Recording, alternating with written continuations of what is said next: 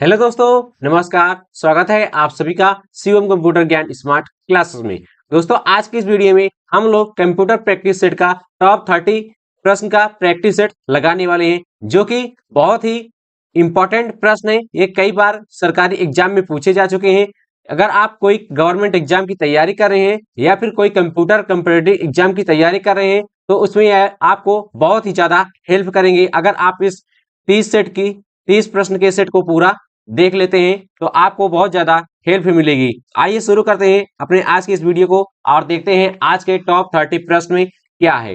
Video शुरू करने से पहले अगर आप चैनल पर नए हैं और चैनल को अभी तक सब्सक्राइब नहीं किया है, कृपया चैनल को सब्सक्राइब कर दीजिएगा, वीडियो को लाइक कर दीजिएगा और साथ ही साथ आपको कमेंट करके बताना है कि इस 30 प्रश्न में से आपको कितना प्रश्न का आंसर पता था और कितना आपका आंसर सही था, कितना गलत था। तो आइए शुरू करते हैं अपना पहला प्रश्न और देखते हैं हमारा पहला प्रश्न क्या है। हमारा पहला प्रश्न है, कीबोर्ड में फंक्शन की कितनी संख्या होती है। मतलब कीबोर्ड में जो फंक्शन की होती है उसकी संख्या कितनी होती है। फंक्शन की आपको बता दें F1 से लेकर F12 तक की होती है। मतलब F1, F2, F3, F4, F5, F6, F7, F8, F9, F10, ये जो की होती है इसको हम फंक्शन की बोलते हैं। तो हमारा इसका करेक्ट आंसर होगा ऑप्शन नंबर सी, फंक्शन की कीबोर्ड में 12 होती है। उसके बाद हम बात करते हैं अगला प्रश्न की। हमारा अगला प्रश्न है, GUI का मतलब क्या होता है। इसमें 4 ऑप्शन दिए गए हैं, graphical user interface, graphical utility interface, global user interface, graphical user interface. इसका करेक्ट आंसर होगा option A, graphical user interface. उसके बाद अब हम बात करते हैं अगले क्वेश्चन की। हमारा अगला क्वेश्चन है, ऑपरेटिंग सिस्टम का काम क्या होता है। हमारे सिस्टम में जो ऑपरेटिंग सिस्टम पड़ा होता है उसका काम क्या होता है। Data storage, data processing, hardware management, all the above. मतलब कि जो सिस्टम में सॉफ्टवेयर पड़ा रहता है, जैसे कि विंडोज हमारा एक ऑपरेटिंग सिस्टम है, लिनक्स एक ऑपरेटिंग सिस्टम है, उसका काम क्या होता है। उसका काम होता है हार्डवेयर को चलाने योग्य बनाना, चलने योग्य बनाना। जब तक आप उसमें ऑपरेटिंग सिस्टम नहीं डालेंगे तब तक आपका हार्डवेयर किसी काम का नहीं होता। इसलिए इसका करेक्ट आंसर होगा option number C, hardware management. उसके बाद अगला प्रश्न देखते हैं, नोटपैड में डेट डालने की शॉर्टकट की क्या है। ज्यादातर उम्मीद करता हूं कि ये क्वेश्चन सभी को पता होगा, क्योंकि नोटपैड तो एक बेसिक सॉफ्टवेयर है जिसको सब आसानी से चला सकते हैं। नोटपैड में डेट डालने के लिए शॉर्टकट की का इस्तेमाल किया जाता है, वो है क्या है, सी, ऑप्शन सी, F5। नोटपैड में हमेशा डेट डालने के लिए F5 का उपयोग किया जाता है। आप इस बात को दिमाग में सेव कर लीजिए, ये क्वेश्चन कई बार एग्जाम में पूछा जा चुका है। उसके बाद बात करते हैं अगले प्रश्न की। MS एक्सेल किस प्रकार का सॉफ्टवेयर है। Word processor, spreadsheet, presentation, graphics designing. Excel किस प्रकार का सॉफ्टवेयर है, हमने आपको इसको एक्सेल पढ़ाते वक्त बताया था, आपको वैसे पता होगा। इसका करेक्ट आंसर होगा ऑप्शन बी, एक्सेल एक स्प्रेडशीट एप्लीकेशन सॉफ्टवेयर है। उसके बाद अगला प्रश्न देखते हैं, HTML का फुल फॉर्म क्या होता है। Hyper text markup language, hyper transfer markup language, high transfer management language, hyper link text management language. इसका करेक्ट आंसर होगा option A, hyper text markup language. इसका उपयोग वेब साइट का, वेब पेज का first page बनाने के लिए उपयोग किया जाता है। उसके बाद अब बात करते हैं अगले क्वेश्चन की। जावा स्क्रिप्ट किस प्रकार की भाषा है। Server side, silent side, markup, assembly. इसका करेक्ट आंसर होगा ऑप्शन बी, साइलेंट साइड। उसके बाद अब बात करते हैं अगले प्रश्न की। लैन का फुल फॉर्म क्या होता है। Local access network, local area network, large access network, large area network. इसका करेक्ट आंसर होगा local area network, option B. ये भी कई बार एग्जाम में पूछा जा चुका है, तो आप इसे नोट कर लीजिए, ये काफी इंपॉर्टेंट क्वेश्चन है। उसके बाद बात करते हैं अगले प्रश्न की। ईथरनेट किस तरह की टेक्नोलॉजी है। Wireless, stellate, wired, optical. इसका करेक्ट आंसर होगा ऑप्शन सी, वायर्ड। ईथरनेट हमेशा वायर के माध्यम से कनेक्ट होता है।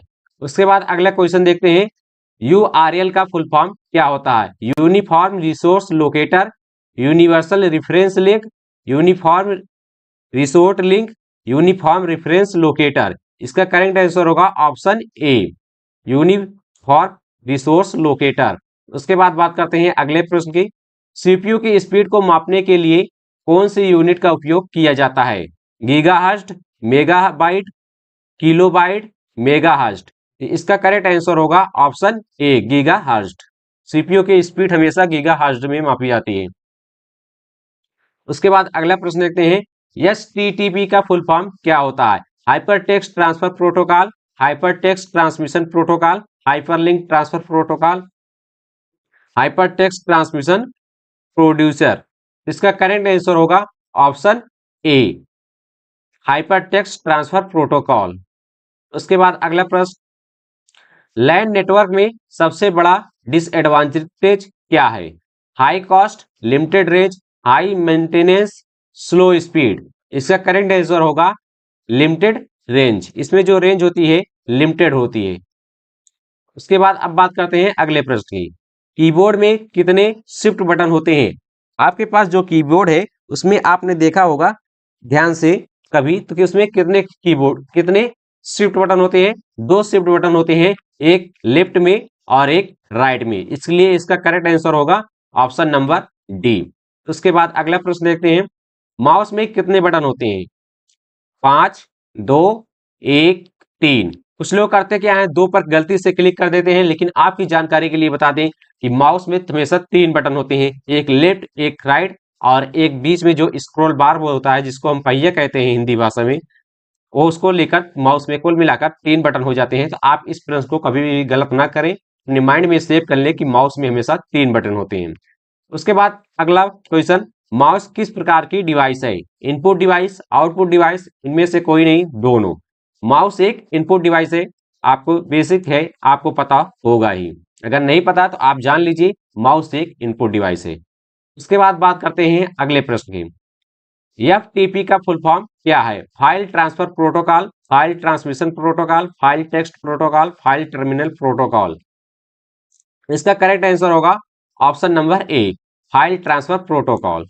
उसके बाद अगला प्रश्न, सीपीयू का काम क्या है? Data storage, data processing, data output, data input. इसका करेक्ट आंसर होगा option number B, data processing. CPU में हम जो निर्देश देते हैं वो प्रोसेसिंग के बाद हमें आउटपुट मॉनिटर के द्वारा मिलता है, इसलिए कंप्यूटर के सीपीयू में हमेशा डाटा प्रोसेसिंग होती है। उसके बाद अब हम अगला प्रश्न देखते हैं। हमारा अगला प्रश्न है, वाईफाई का फुल फॉर्म क्या होता है? Wireless facility, wired facility, wired facility, wireless function. इसका करेक्ट आंसर होगा ऑप्शन नंबर ए, वायरलेस फैसिलिटी। उसके बाद अगला प्रश्न देखते हैं, लिनक्स एक किस प्रकार का सॉफ्टवेयर है? जिस प्रकार से विंडोज एक सॉफ्टवेयर होता है, ऑपरेटिंग सिस्टम होता है, ठीक उसी प्रकार से लिनक्स भी एक ऑपरेटिंग सिस्टम है। Proprietary, open source, closed source, pad. Windows एक पैड सॉफ्टवेयर है, पैड ऑपरेटिंग सिस्टम है, लेकिन यहाँ पर लिनक्स जो है में फ्री में अवेलेबल है। लिनक्स एक ओपन सोर्स सॉफ्टवेयर है। इसका करेक्ट आंसर होगा ऑप्शन बी। उसके बाद अगला प्रश्न देखते हैं। हमारा अगला प्रश्न है, एक निबल में कितने बिट्स होते हैं? 16 बिट्स, 32 बिट्स, 8 बिट्स, 4 बिट्स। इसका करेक्ट आंसर होगा ऑप्शन नंबर डी, 4 बिट्स। उसके बाद अगला प्रश्न देखते हैं, बाइनरी सिस्टम में कितने डिजिट होते हैं? 8, 6, 2, 3। बाइनरी सिस्टम में हमेशा 2 डिजिट होते हैं, 1 और 0, 1 और 0। इसका करेक्ट आंसर होगा ऑप्शन सी, 2। उसके बाद अगला प्रश्न, मॉनिटर के किस भाग को स्क्रीन कहते हैं? Keyboard, CPU, display, printer. Monitor के डिस्प्ले वाले भाग को हम स्क्रीन कहते हैं। इसका करेक्ट आंसर ऑप्शन सी। उसके बाद अगला प्रश्न, लैन और वैन में क्या अंतर होता है? Speed, range, cost, all of the above. इसका करेक्ट आंसर होगा ऑप्शन बी, रेंज का अंतर होता है। उसके बाद अगला प्रश्न देखते हैं, डोमेन नेम क्या होता है? IP address, website address, email address, server address.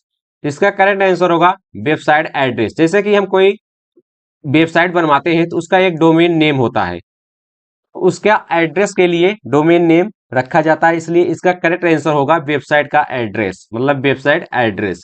उसके बाद अगला प्रश्न देखते हैं, आईएसपी का फुल फॉर्म क्या होता है? Internet service provider, internet service provider, internet security protocol, internet system programmer. इसका करेक्ट आंसर होगा ऑप्शन ए और ऑप्शन बी। यहां पर गलती से टाइप हो चुका है, इसलिए इसका दोनों करेक्ट आंसर होगा। उसके बाद अगला प्रश्न देखते हैं, 1 किलोबाइट में कितने बाइट होते हैं? 1024, 10, 200, 1000। इसका करेक्ट आंसर होगा ऑप्शन ए, 1 किलोबाइट में 1024 बाइट होते हैं। उसके बाद अगला प्रश्न, राउटर का काम क्या होता है? Data storage, data processing, data transmission, data output. इसका करेक्ट आंसर होगा option C, data transmission. Router का उपयोग हमेशा डाटा ट्रांसमिशन के लिए किया जाता है।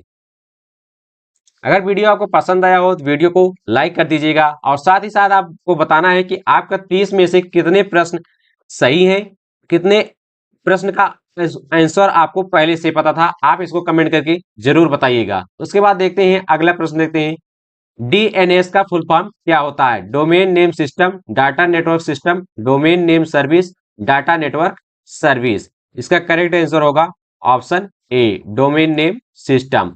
उसके बाद लास्ट और आखिरी क्वेश्चन देखते हैं, वेब ब्राउजर क्या है? System software, utility software, programming software, application software. इसका करेक्ट आंसर होगा वेब ब्राउजर एक एप्लीकेशन सॉफ्टवेयर है। तो आज की वीडियो में बस इतना ही। आज हमारा ये 30 प्रश्न यहाँ पर खत्म होता है। आपका इसमें से कितना प्रश्न सही था और कितना गलत था, कितने प्रश्न का आंसर आपको पहले से पता था, कमेंट करके जरूर बताइएगा। अगर आपको यह वीडियो अच्छा लगा हो तो वीडियो को लाइक कर दीजिएगा, चैनल पर नए हैं चैनल को सब्सक्राइब कर दीजिएगा और साथ ही साथ अपने दोस्तों के पास भी शेयर कर दीजिएगा, ताकि आपकी वजह से उनका भी थोड़ा बहुत ज्ञान बढ़ सके। तो आपसे मिलते हैं अगले वीडियो में किसी नई जानकारी के साथ। तब तक पढ़ते रहिए, मस्त रहिए, सीखते रहिए, मुस्कुराते रहिए।